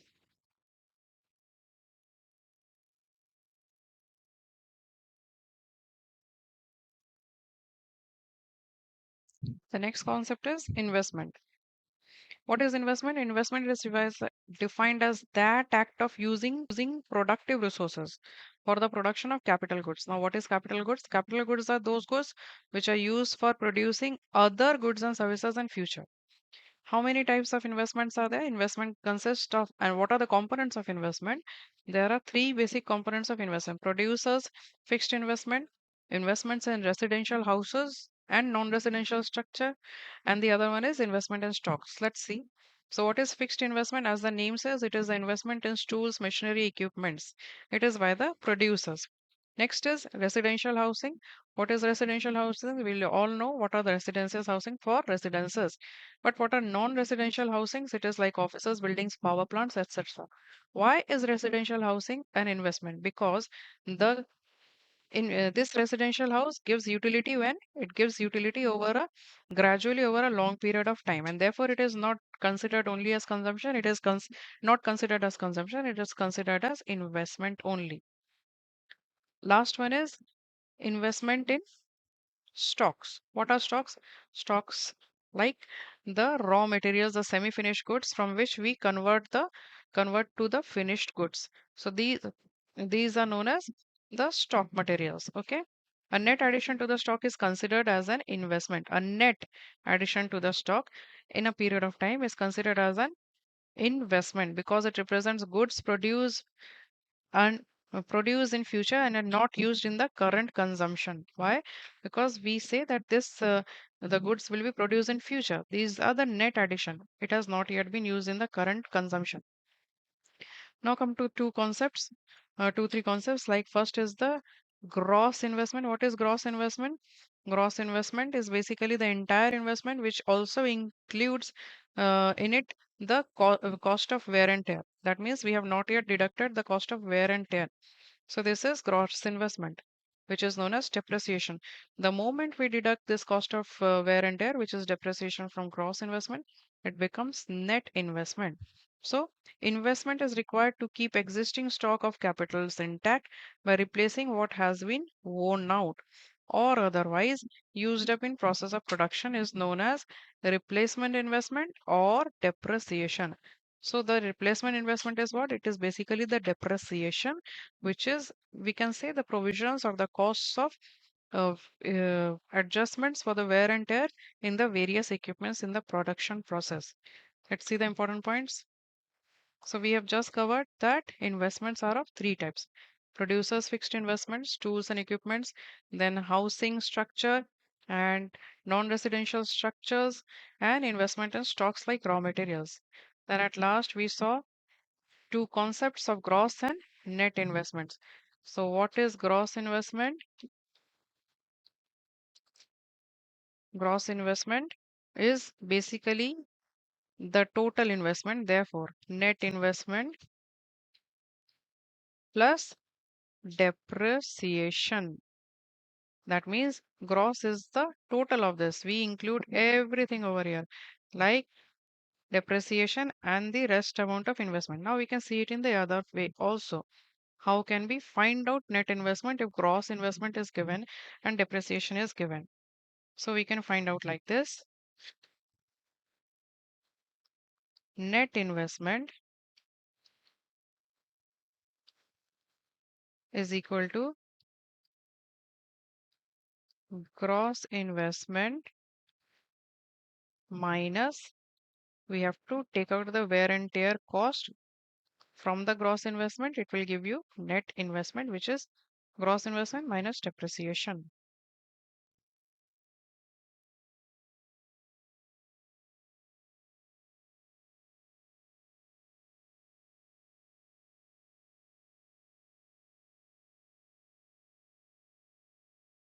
Now let's see the next concept, which is wealth. What is wealth? Wealth refers to the stock of all those assets which are used as source of income. So, in words of Hansen, wealth is a stock of goods at a certain time which confirm the requirements of possessing utility, limited in supply, transferability of their ownership from one person to another. So, even if you have doubt, you can apply all these four characteristics. Whether this particular item, which we are unable to decide its wealth or not, we can see whether this possesses the four characteristics or not. First characteristic is utility. That means it must give some satisfaction. Second is scarcity. That means there should be limited supply of that particular item. Scarce supply. Third is transferability, that it should be transferable. Should possess the characteristics that it should be able to transfer from one person to another. That means the ownership can be changed. Then at last we have value in exchange. What is a exchange value? That means it must possess some exchangeable value. All those goods which have characteristics of utility, scarcity, transferability, and value of exchange are termed as exchange value, termed as wealth. So we can say that there are, again we can say that few types of wealth, like individual wealth, which is also known as personal wealth. What is this? It refers to all those assets which are owned by a person. Then we will see what is national wealth. First, let's discuss the different ways a individual can keep wealth, or the different ways of holding health by individuals can be grouped in how many categories? It can be grouped in three categories by which an individual can keep wealth. An individual can keep wealth as money in hand or in banks, like paper money, coins, etc. This is number one. Or he can individual can keep partly in the form of financial assets, or he can also keep in some other forms. Means partly he can keep the wealth in the form of financial assets like bonds, fixed deposits, interest on other deposits, like this, and shares of companies, etc. Third, by which he can keep a wealth, is in the form of real assets like houses, farms, etc. So as I said, we will also see national wealth. So what is national wealth? It's the wealth by the of the entire economy, or the total wealth of all the residents of a country. So we can define national wealth is the stock of all the tangible real wealth that contributes to the production of goods and services. So it is the real tangible wealth that contributes for future production of goods and services also.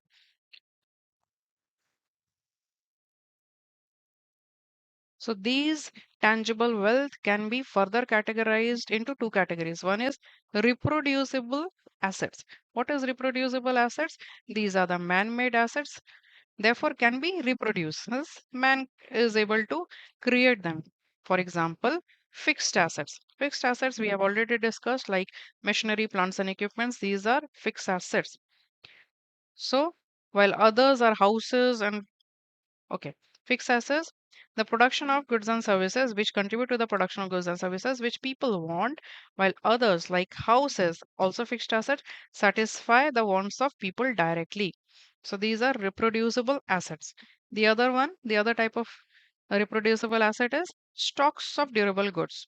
We have also seen stocks. So stocks of durable goods like inventories which are used for the satisfaction of future wants of the people. So these are stocks. This can be either directly or can be indirectly. What is directly? Which can be used for the direct future stocks, which can be used directly for the consumption by the people, or indirectly in the form of raw materials, which can be processed and used again for the future consumption. Next, wealth is also of the type of non-producible, non-reproducible asset. What is non-reproducible asset? It consists of the natural resources, which is not man-made, and therefore we say it to be non-reproducible asset, like land, mineral wealth, forests, etc., which are created by nature. These are the free gifts of nature. Thus, national wealth is in general practice includes both reproducible assets as well as non-reproducible assets. In addition to this, in the national wealth, some economists also use human capital like education, skills, training, technology, and all those things. Now, there is a point to be noted over here, that the financial assets held by the domestic residents are not part of national wealth, because the value of the domestic financial asset is offset by the domestic financial liability of the same amount. This here you have to understand why the value of financial assets which the domestic residents, which the individuals hold, why they are not directly included in the national wealth, because the value of these assets is also the value offsetting the value of financial assets of this by the same amount, because it is just a mere transfer of ownership. It is not the creation of anything, it is just transfer. We are taking the financial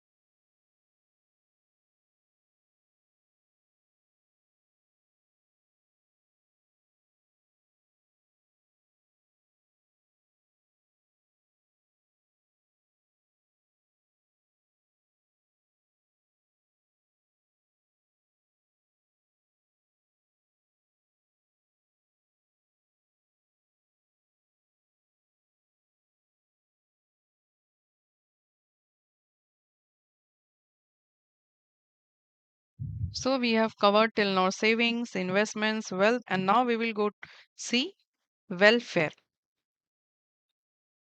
Welfare. Welfare is taken to mean a sense of satisfaction and happiness and a sense of well-being among the people. So this is entirely a psychological thing which means about the peace of mind, happiness, well-being of the society or the people as a whole. What are the factors which increase wealth? The factors which increase wealth are good consumptions of goods and services, better environment, family relations, degree of freedom, law and order situations. But on the other hand, what are the things which will reduce welfare are more work, natural disaster, like earthquake, political instability, insecurity, etc., will reduce welfare. And welfare can be of how many types? It can be two types: economic welfare and non-economic welfare. What is economic welfare? Economic welfare is that part of the entire social welfare that can be directly or indirectly measured in terms of money.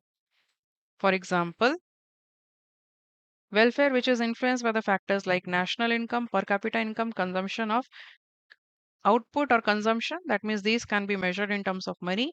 They are known as economic welfare.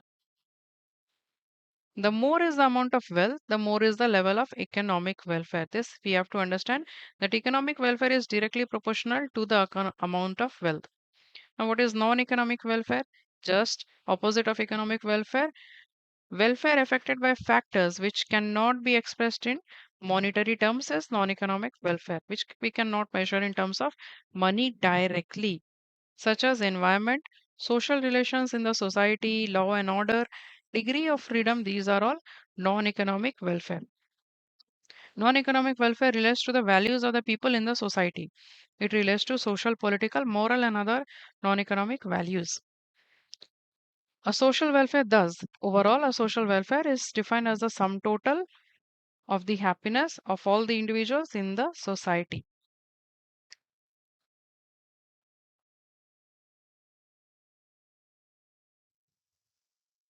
So, we have seen welfare, and welfare are of two types.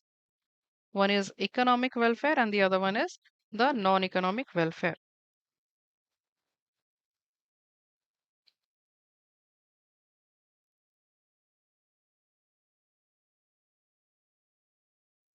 What's the difference between economic and non economic welfare?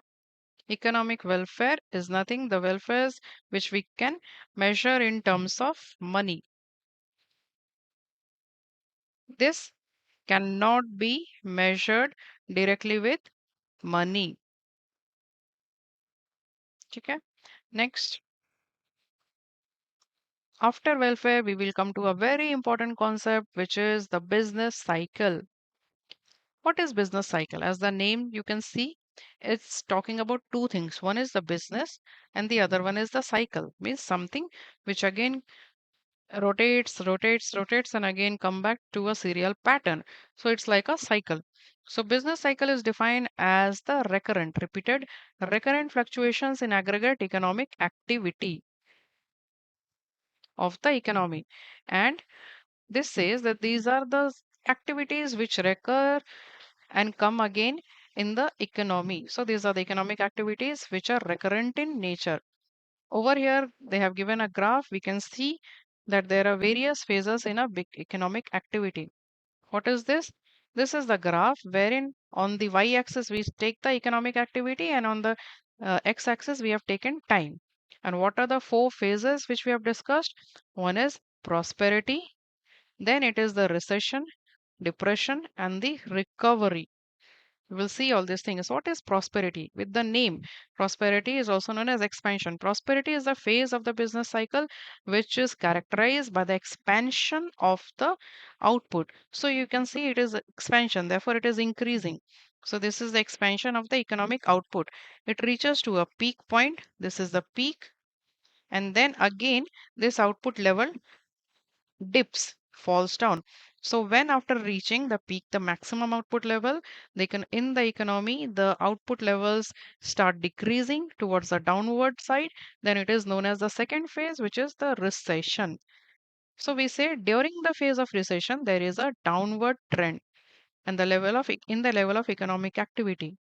It is a sustained period of falling level of income output and employment.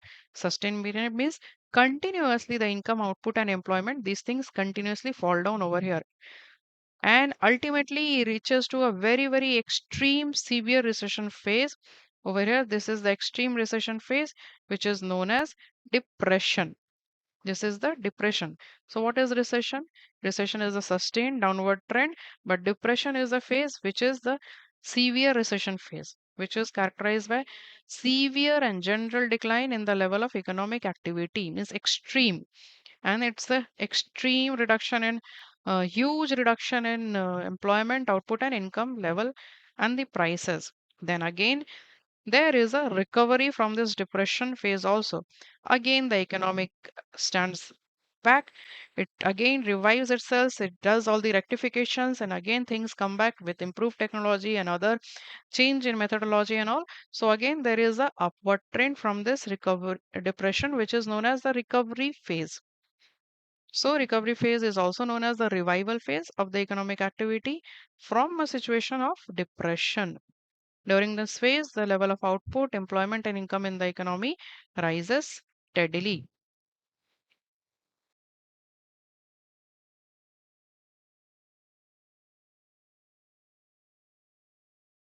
Now let's see the business fluctuations via graph. Business cycle. Let, let's come down to the graph over here. As we have seen, it is about what? It is about the fluctuations in the business activity or the economic activity. So we will keep time over here because with time the economic activities will fluctuate, and we will keep economic activity on the y-axis. Now let's see the fluctuations. First, the economic output, income, and the employment level keeps on increasing. After that, it reaches to a peak point. This is the peak point. So, what was this phase when it was increasing? When the economic activity was increasing, it was increasing. So, this was phase number one. We will see phase number one, which is the prosperity or the expansion phase. Then, after attaining the peak position in the economic activities, output level, and all, the cycle, the fluctuation, the economic activity goes to the downward trend. That means now the output level or the employment level, everything now slowly, steadily keeps on decreasing. So, this is our phase number two, which is the recession phase. After the recession phase, there comes the phase which is the severe recession phase, where the economic output and employment level are extremely low. This is known as the depression phase. From the depression phase, again, as the business cycle says, economic activity again revives, and it again tries to recover with, say, improved process, methodologies, and all. So the output will increase. What is this phase known as? This is known as the recovery or the revival phase, which is phase number four. So these are the various phases. Now let's jot down over here what are the various phases in the business cycle. First, we have seen that it's about phase prosperity. Second, recession. Third, depression. And at last, it is the recovery phase. Okay, these are the four phases in the business cycle. Now let's begin with the last concept of this lesson, which is aggregate demand and aggregate supply. So what is aggregate demand? Aggregate demand may be defined as the total amount of goods which all the buyers of final goods in an economy desire to purchase. Means total amount of goods which the buyers desire to purchase. Now, what is aggregate demand overall then? If the all the final goods with a buyer's desire to purchase, which will include in a closed economy, it will closed economy means an economy which does not deal with the rest of the world. So, in a closed economy, consumer goods are demanded by which sectors? First, by the household sectors, which we tell as C, consumption C. then it can be also kept as the goods demanded for by the firms or the producers for undertaking investment also. Last, the government also purchases final goods and services, and these are known as G by the government, which the goods and services which the government desires to purchase. Therefore, we can say in an economy, the aggregate demand can be the summation of C, which is consumption plus investment plus G of the government. Next is aggregate supply. Aggregate supply refers to the total amount of output which all the firms or producers are willing to produce in an economy. So it is the entire value or the amount of output which the producers or the firms are actually willing to sell or willing to produce in an economy. Aggregate demand refers to the total quantity of goods and services which all buyers of an economy want to buy at different prices. We can see the summary over here that it is aggregate demand, total amount of all goods and services which the buyers want to buy at different prices. And against that, what is aggregate supply? It is just the opposite, which the seller, which refers or deals with the sellers or the firms. Aggregate supply, on the other hand, refers to the total quantity of goods and services which the firms are willing to supply at different prices. Next, basic economic entities in an economy. So we will see that there are primarily three economic entities, or we can also sometimes call them as the sectors. There are the three decision making sectors or entities in an economy. First is the household. Household, we all know it's you and me, the individual. So, household are defined as the persons or the group of people living together who take economic decisions about the type of commodities to be purchased to satisfy human wants. Households and consumers are sometimes interchangeably used. Whenever we say consumers, we also try to say that it is basically what the household or the consumers interchangeably. We might say consumers, we might say consumers when and where required, but sometimes we mean the same sector. Then firm, second sector or the second entity is firm. Firm is the business sector.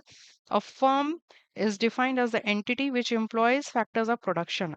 So firm is basically the point or the center or the unit which employs all the factors of production, land, labor, capital, and entrepreneurship to produce commodities that it sells to other people. So finally, the firms are the producers or the suppliers. Government. We all know government. Now, what government? The word government we mean over here is by the decision making entity or the government over here refers to the group of organizations which possesses legal or and political power. Legal and political power to what? Legal and political power to exercise some control over the other sectors of the economy. So there has to be someone who can at least act as a uh, monitor, or who can be like a guider, guidance, a guide to some people. So who are the other sectors like household and firms? So others have to abide by certain rules and laws which are formed by the government bodies like the local authorities, the state governments, the central governments. So these are the part of the government sectors. Last, the two concepts of stock and flow. What is stock and flow? Stock is anything are the variables which are expressed only at a particular point of time. Like if I say, how many clothes do you have right now in your wardrobe? So that will be a counting of stock. Similarly, we can say that what is the total wealth you possess as on whichever is the date which you select.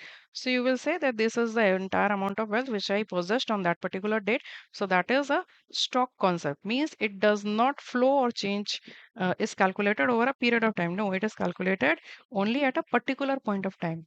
What is the other one? Flow.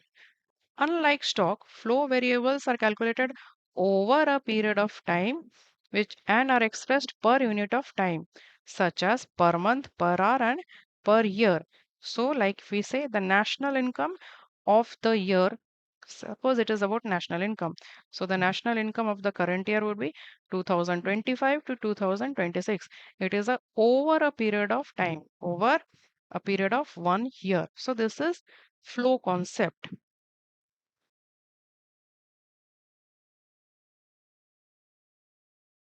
Thank you, friends. Please don't forget to like, share, and subscribe my channel. Please stick to my channel because I will be completing the syllabus of economics ISC CBSE class 11 and 12.